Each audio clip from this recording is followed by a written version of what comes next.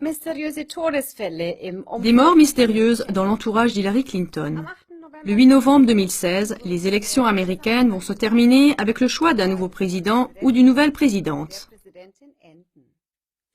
Comme tous les candidats précédents, Hillary Clinton et Donald Trump montrent au peuple un visage pacifique et ils promettent la paix mondiale.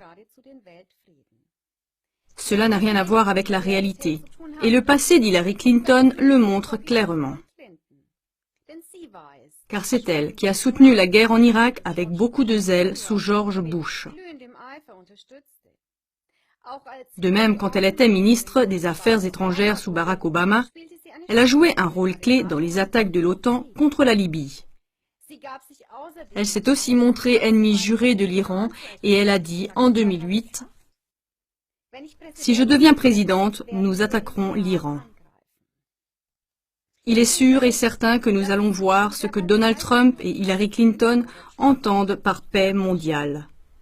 En voici un petit aperçu. Depuis juin 2016, les cas de décès se multiplient dans l'entourage d'Hillary Clinton. Les 6 hommes, dont les noms suivent, sont morts parce qu'ils ont essayé de révéler les pratiques criminelles des Clinton.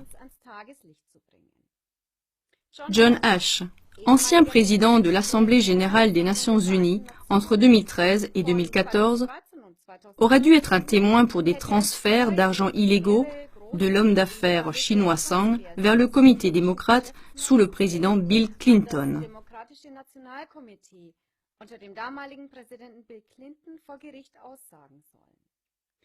Il n'a jamais pu dénoncer tout cela devant la justice.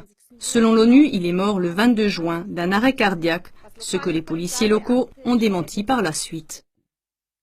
Mike Flynn, journaliste d'investigation, est mort le 23 juin de manière mystérieuse. Le jour de sa mort, son article sur la fondation des Clinton, avec ses nombreuses succursales partout dans le monde, y compris à Hong Kong, a été publié.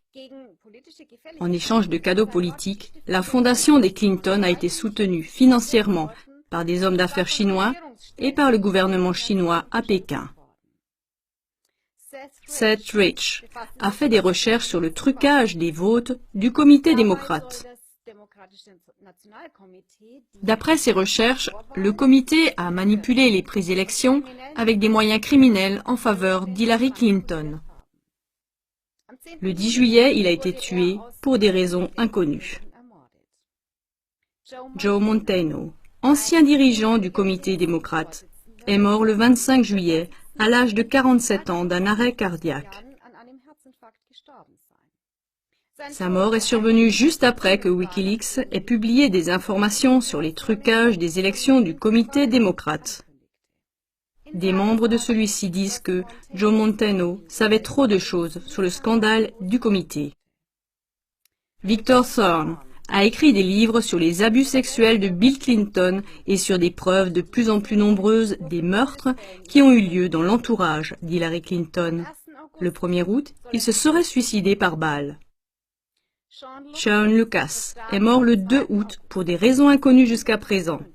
Il prétendait que les élections présidentielles étaient une escroquerie. Chers téléspectateurs, d'un côté, ces cas de mort sont tragiques, mais d'un autre côté, ce qui est aussi tragique, c'est que les grands médias occidentaux n'en parlent pas. Et c'est exactement pour cette raison que la question se pose de savoir s'il s'agit seulement de coïncidences tragiques ou bien d'une conspiration qu'on ne peut plus nier.